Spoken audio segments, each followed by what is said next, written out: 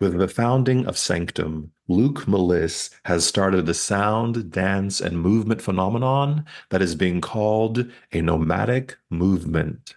At the core of the Sanctum experience is Luuk's mission to address within his work, for his followers and for himself, those things that hinder our fullest expression of who we are, limiting self-doubt, the need for perfectionism, and not wanting to face the parts of ourselves that may be unpretty. He does this by pushing their bodies to almost physical exhaustion to where they can no longer resist, but give in to the letting go. Enriching this journey for Luuk is the fact that he is building this global movement alongside Gabriel, the man he calls his partner in life, crime, and business. With a dark, candlelit space and a pair of noise-canceling headphones, Luuk and his vibing followers are bouncing to a beat to not only change themselves, but perhaps to change the world. Hello and welcome to At the Podium with me, Patrick Huey. At the Podium is a multimedia platform where story by story, we explore the resiliency of the human spirit with people who are using their own personal journeys to leave a positive and transformative imprint on our world today. At the Podium holds a space for meaningful conversation, inspiration, and life. Today, I'm thrilled to share the podium with Luuk Melisse. In June 2020, Luuk embarked on a remarkable journey to fulfill his vision to harmonize the body and the mind. His approach is a culmination of personal growth and deep spiritual exploration. Luuk's transformative experiences, from living in contemplative silence with monks to embracing the introspective traditions of Mexican vision questing and immersing himself in the energizing practices of Kundalini yoga in Sri Lanka and Bali, have shaped his unique perspective on wellness. Luuk, hailing from the Netherlands, recognized the need for deeper meaning in the fitness world. His method is a thoughtful fusion of Kundalini yoga, martial arts, and animalistic movements, enriched with breathwork, modern fitness techniques, and the motivational rhythms of Amsterdam's electronic music. Luuk's journey is not just about physical fitness. It's about nurturing a deeper connection with oneself and the world, embodying the transformative power of personal discovery and travel. Luuk, welcome to At the Podium. I know I said it wrong because I don't have my Dutch accent, but welcome to At the Podium, Luuk.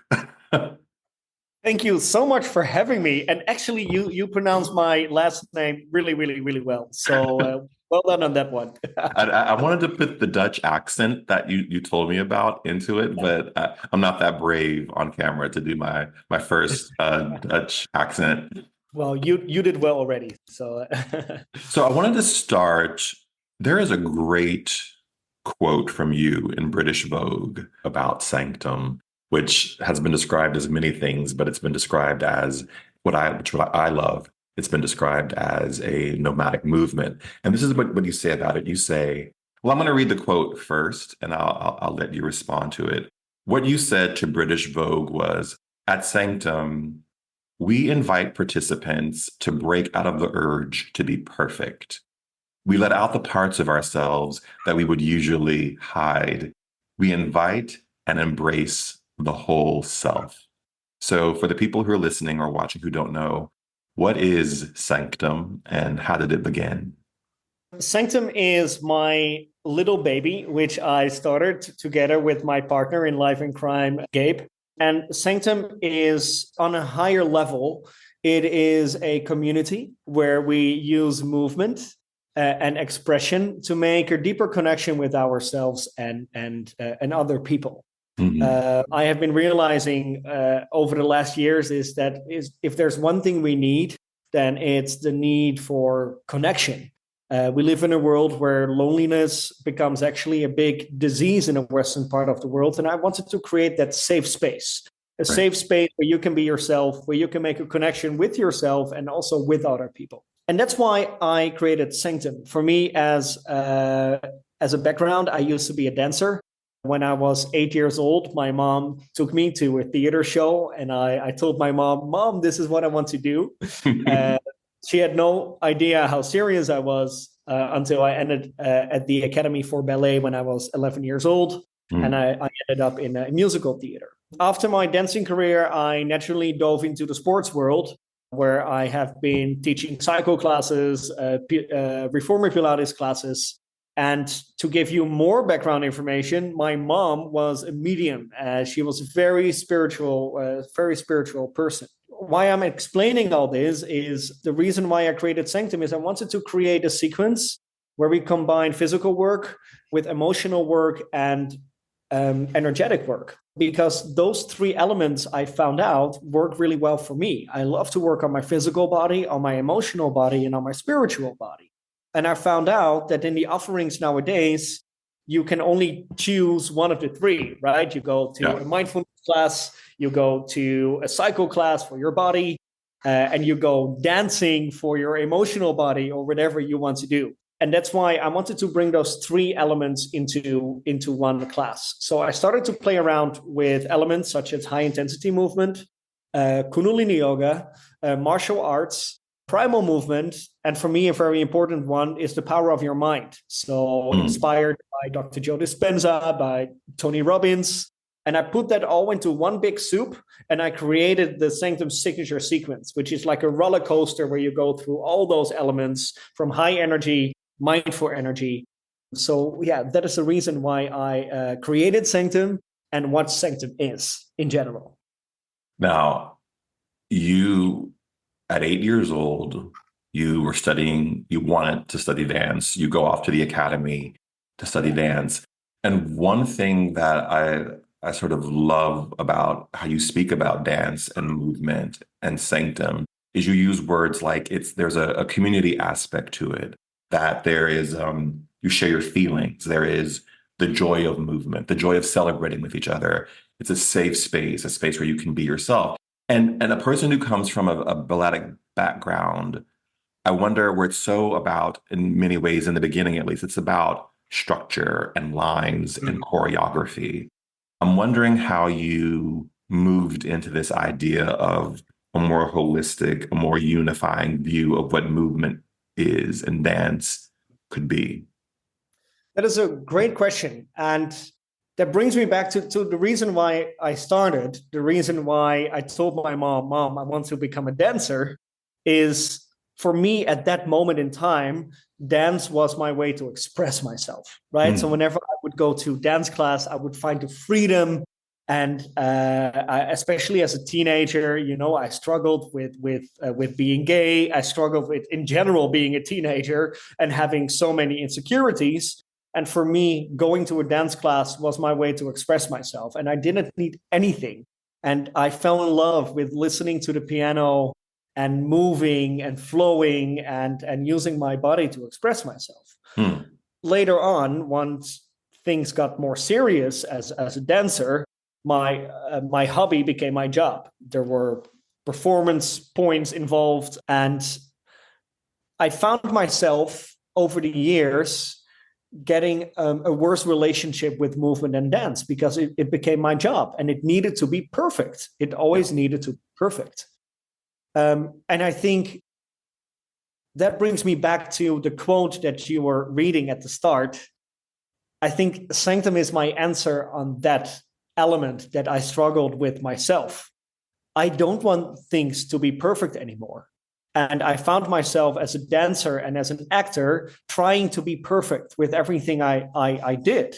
And with that, I created an image of myself of the pretty boy, which for me was a very easy identity to live with. And I love that. But then I realized after years, is this an identity that I want to identify myself with? No, I want to dive deeper into the things. I want to dive deeper into the things that are uncomfortable for me. I want to dive deeper into the things that could be a little bit more ugly.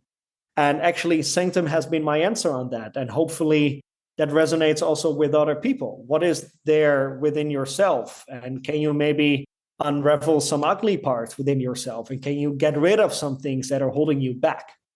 So yeah, that's actually a great question, and it's a part of my journey. I think we all struggle with perfection. I know even doing this podcast, I'm probably hyper aware and hyper sensitive to everything that happens and goes on. And there is this idea that if it isn't 100% right, it's bad. And I think, I have a background in the arts as a musician, as an actor as well. And there is that when you are in the academy of whatever it is that you're doing, there is that piece of you that is taught to strive for perfection, because that is not maybe the stated goal, but that is the understood goal in many endeavors, that you should be at 100% of whatever that is. And so I think your way to finding freedom from that and true self-expression through Sanctum is really interesting to me. As a fellow artist, though not a pretty boy, never had that problem. You are, come on. Listen, one thing that I think is really interesting about Sanctum is that people are wearing headphones. Yeah. And I wonder how you discovered that piece of the puzzle, but also the why of that. Why are they in the it's beautiful to watch when everyone is in the headphones and there's the candles, and you've found some beautiful spaces to be in. But why those headphones, and what does that contribute to the Sanctum experience? Well, we call Sanctum an experience and not a class, right? And so part of an experience is that all your senses are involved, right? It's what you see, it's what you hear, it's what you smell. And so we create our experiences focusing on all of our senses. That's why our daily classes in Amsterdam and London are in churches. You will never find us in a gym area with bright light. There is Gopal, there is walking music. So we really believe in the power of all of our senses. And when we were creating Sanctum, what I felt myself intuitively in classes is that I would hear my neighbors a lot, or I would be far away from a speaker or close to a speaker. And with that, I lost the connection with the instructor. So we started thinking, how can we make it more of an immersive experience? And how can we have the participants have a one-on-one conversation, basically, with the instructor? We call our instructors guides because they are more guiding the experience. And that is started to try out working with headphones, and we have been creating our own sound system. So we wanted to have the best quality. So we built a whole suitcase with the best microphones, with the best music quality, because we believe in the highest quality, and only then you can really create immersive experiences. And what we realize is that the moment you put your headphones on, you go into a safe space. Yesterday, I had a class with bankers, and they were like really stiff political bankers. And they saw me and they thought, oh shit, are we really going to do this? And the moment they put the headphones on, they went into their own world, because you are less aware of your surroundings. You are less aware of the sound you are making. So it creates a safe space in general. But with that safe space in general, you also create a community because you all listen to the same sounds. So it's also very unifying. And with that, you hear my voice or the voice of one of our guides literally in your ear. And there has been quite some studies about, and this is a funny one, one professor, he studied once, why is it possible that when you watch a movie in the airplane, you tend to cry faster than when you watch a movie on your sofa? And apparently, when you listen to voices or music through headphones, your brain starts to receive them as if it were your own voice. So you identify yourself faster with words and music if you listen through headphones than when you listen to it through speakers. So a lot of things at Sanctum we created intuitively, but later on, and we find out more and more, the power of certain technology, the power of certain movements, the power of collective movement. So that is the reason why we started with headphones, and we see how well it works and resonates with everybody. Are you surprised by how successful Sanctum has become, and just 3, 4 years, and like the hunger that people have for it. Does that surprise you? If I'm really honest, from a deeper perspective, no, Mm. because it feels like a mission which I have.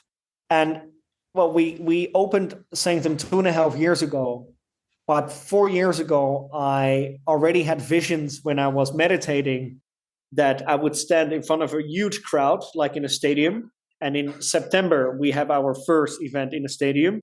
So I think from my very core and what that is, like a spiritual being or a higher level of consciousness, I don't know what it is. I am not surprised, but I think my ego is sometimes surprised, right? We all have our Mm. limited beliefs, and we all have our things we have to deal with and our personal growth.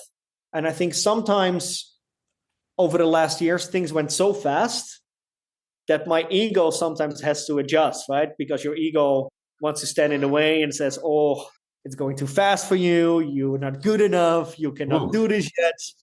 And so those voices are, of course, always there. But I also realized that there is like this deeper core of me that knows its power and knows exactly which direction I have to go to. Mm. It's so funny that you talk about the idea of imposter syndrome. And I think it's come up a lot on this show that people, some of the most successful people that I have had the privilege of speaking to, talk about the fact that even as they're achieving incredibly high, very visible goals, there is that moment, even if it's just a moment where they're like, do I deserve to be sitting in this chair? Do I deserve to be having the successes that I'm having? And I think there's something in the human DNA or psyche that sort of makes you question. And I think it's very humanizing to hear that very successful people have great moments of doubt. And I think what separates them perhaps, and maybe you agree or disagree, is that you're still able to move forward in spite of the doubt and the voices that say, you don't belong here, or it's happening too fast, whatever the narrative track in your head is. Yeah, and I think we are a funny species, right? Because Mhm. we are still developing, but we are developing in quite a slow pace. So actually, we're still hunters and gatherers. And we, thousands of years ago, the only thing that we needed to take care of was surviving, right? Is there a Yeah. lion? Are we going to get eaten soon? And now we don't have that at all. So for the whole day, we don't have to take care of, will I survive if I go on the street? Well, maybe in New York or in LA. No, I'm just joking. Downtown LA, yes.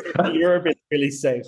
No, but in general, we have less triggers in terms of, do I have to protect myself or not?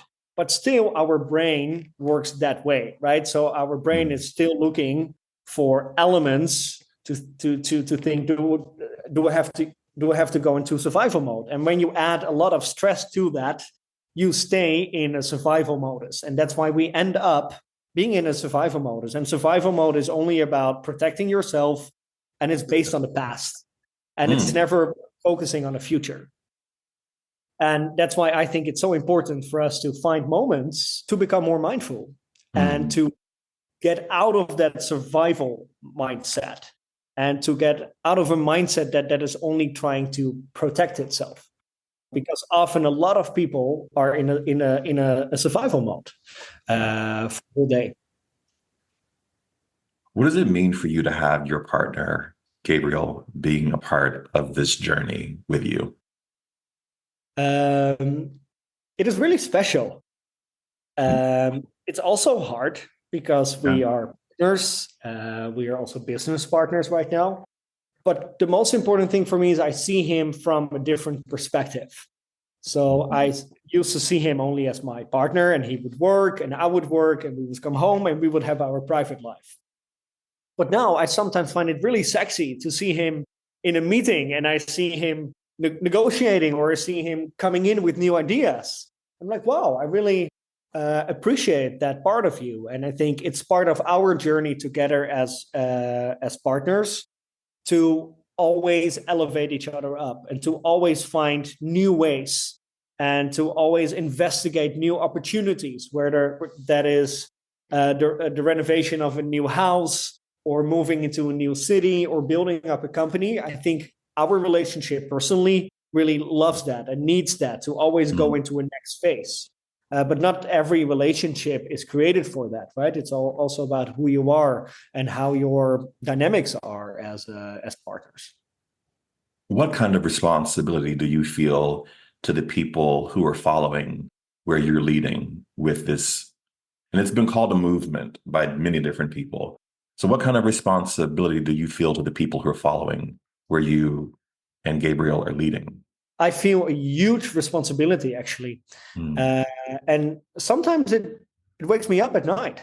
And it's great that you are asking this question right now. A month ago, we had our third edition of the Sanctum Frequency Festival, which is a festival like a Sanctum experience of 2.5 hours. And at the last edition, we had the honor to host 1,100 people. And after that Frequency Festival, I realized after I had been speaking to 20 people, some in tears, some with a smile on their face, I realized more and more we have a huge responsibility for those people, because they don't go to a class only. They are there to express themselves. They are there to maybe find answers. They are there to feel safe.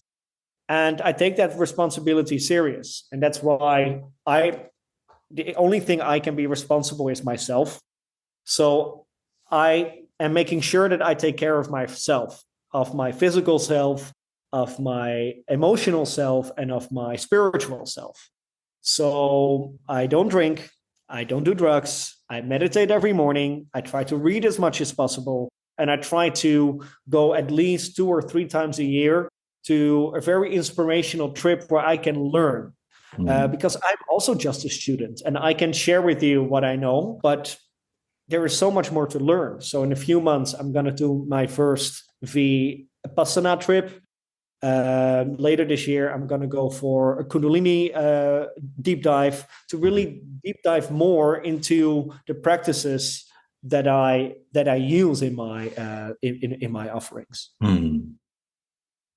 Mental health has been a topic that we have covered on this show a lot. And oftentimes we look at it through the perspective of the person who is suffering or struggling or moving through a mental condition. And you've spoken about your mother's mental illness and her battle with alcoholism. And I wonder how that has impacted you, shaped you, and been a part of this journey that you're on now. Good question. So my mom, she was an amazing woman. She passed away when I was 21 years old. Life was too hard for her. She had a very traumatic youth, and she was also very spiritual and energetic. And she has been the best mom for me as she could be. But when I was old enough, I think her subconscious mind said, "Hey, I raised my kids. I can collapse, basically." And she, I don't like to use the word alcoholic, but for her that was her way to stop feeling, I guess, and to numb herself. And for me, it has been a big trigger in my life. It has been a big trigger personally about the relationship that I have with myself. So it goes on 2 levels. On one hand, she really inspired me in terms of spirituality, in terms of expressing and speaking about your emotions. But on the other side, there's also some traumas involved with that. And those traumas I needed to heal. And I'm still healing those traumas, like we are all healing our traumas. But I found myself in therapy or any other practices. I tried a lot of things because I believe it's so healthy to try out things. And if it's therapy or if it's a group session or whatever it is. But I also felt that those sessions were often so serious and so much focusing on the dark. And I really believe that you need to go through the darkness in order to heal yourself. But I guess that for me, Sanctum was the answer to bring all those elements in. And I thought, can I add a little bit of trauma healing? And can I also add celebration to that? And I just want to make a disclaimer that I will never be your therapist, right? Right. As a sanctum guide, I can help you on your journey and I can help you expressing emotions, but I'm not your therapist. But I can maybe help you on your personal journey by offering movement and music and expression, and maybe you will have a tear in your eyes, or maybe you will have a laugh, and I will be more than happy to be a part of that journey. But I just want to make sure that if you are on a journey yourself, it's really good and important that you have your own therapist, right? And you have your own journey, and then hopefully Sanctum will be an extra to that. Hmm. You just said something interesting about darkness, and I wonder.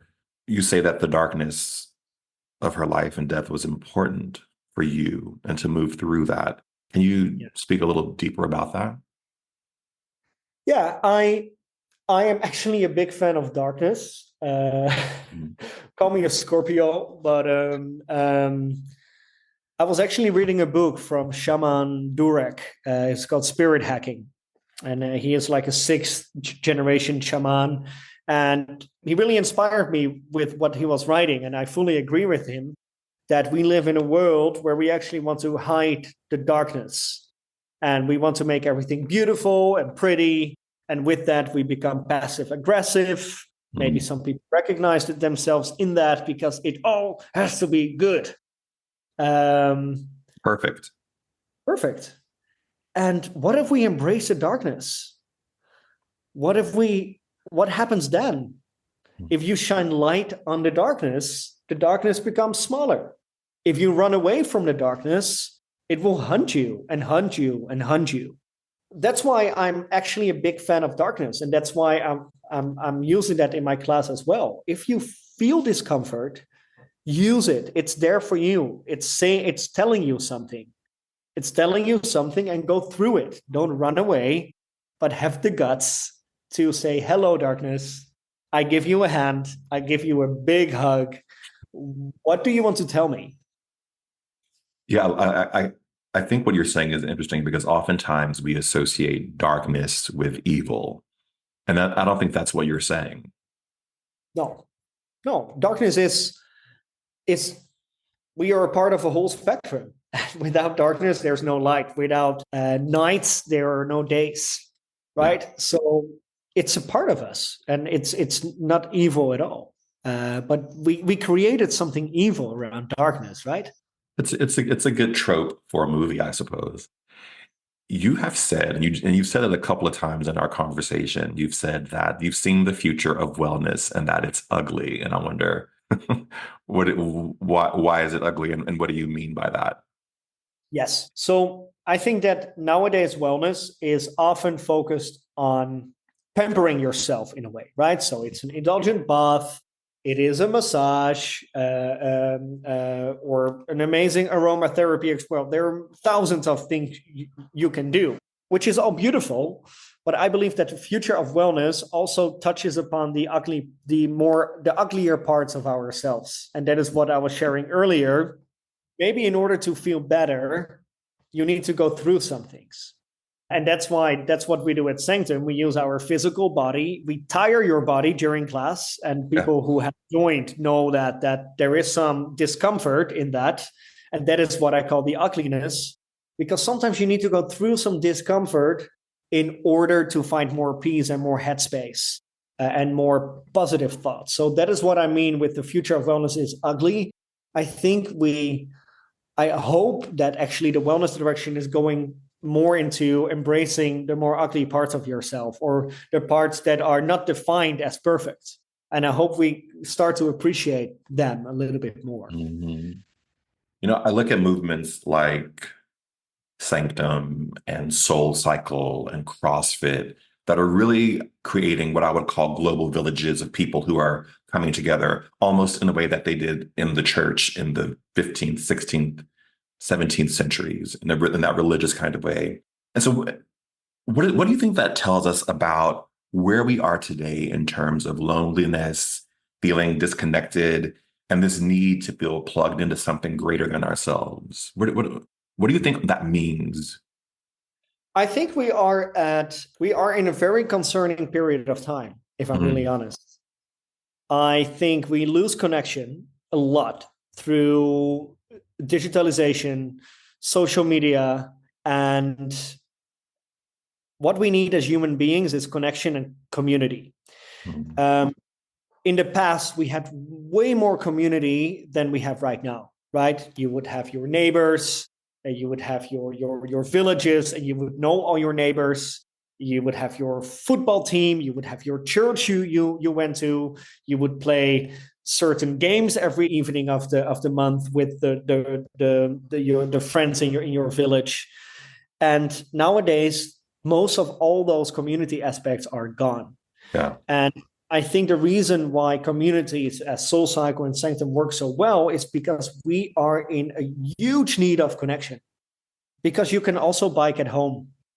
You can also take a home bike. You can also do your Sanctum moves at home. But I think the most important element is to come together and to have a shared experience.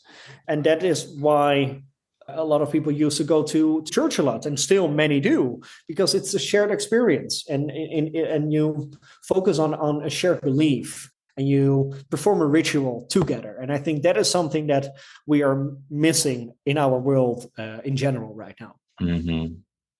In the BBC series Storyworks about dance, they interviewed you and several other people who are really innovating in this space, the dance and movement space. And you had a great quote in that. You said, the most important thing is the art of releasing and the art of letting go. Because if you let go, you create space. You create space for your ultimate potential and your ultimate energy. And I wonder what you've had to let go of in your life to create the space for Sanctum to come into it. What I needed to let go of is the limited belief that I am not good enough. Wow. And I think many people share that limited belief with me. I believe it's one of the biggest limited beliefs there are in the world. I'm still on that journey. So every step I make, there is this old pattern coming in that says, "Hey, Luke, probably you're not good enough to do this."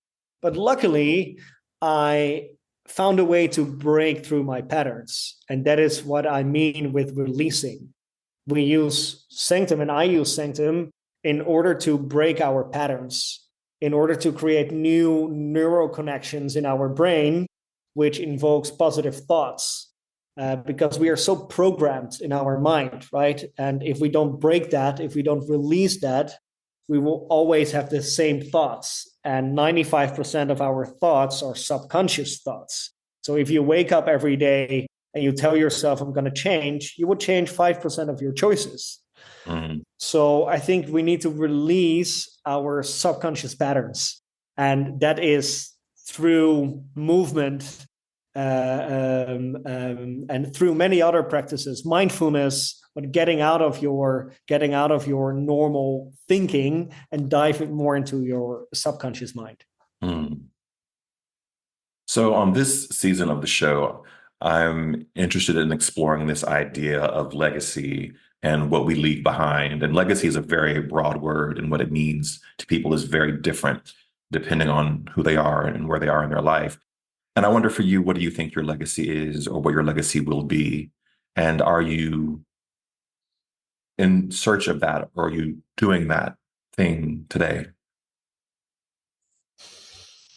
Hmm. I think I want to bring some positive impact in this world.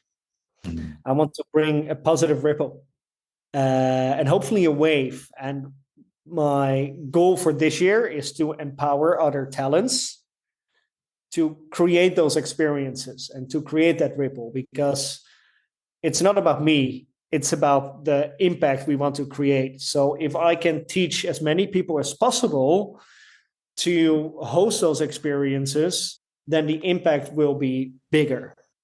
And I believe that, well, there's many things we would need to focus on the coming 50 years, such as climate change and, well, many other things. And for that, we need a good mindset, and we need to connect with each other, and we need to love each other. Mm. So I would love to create some impact on everybody's mindset in order to stand together and together as one nation all over the world. So we know that is a lot, and that's why I would love to create this little impacts, this little wave, and hopefully it will inspire others to create a bigger wave. Yeah, we need that big wave. We need to change the narrative right now. But for that we need to change our mindset first. Right. So if we don't change our mindset first, we can tell each other we're going to work together, but we will be fighting after 5 minutes because we don't understand each other. So I think it starts with ourselves and changing our mindset into a more loving mindset. Luuk, thank you so much for your time today. I appreciate it. Beautiful conversation. Thank you so much for having me. And the questions were really, really great. So I feel honored to be here. Thank you. Thank you. And to those of you who are watching or listening, remember, we all have a voice. We will all leave a legacy. So let's live our lives wisely and, as Luuk said, with love. Thanks, everyone. Bye. Thank you, Luuk. Thank you.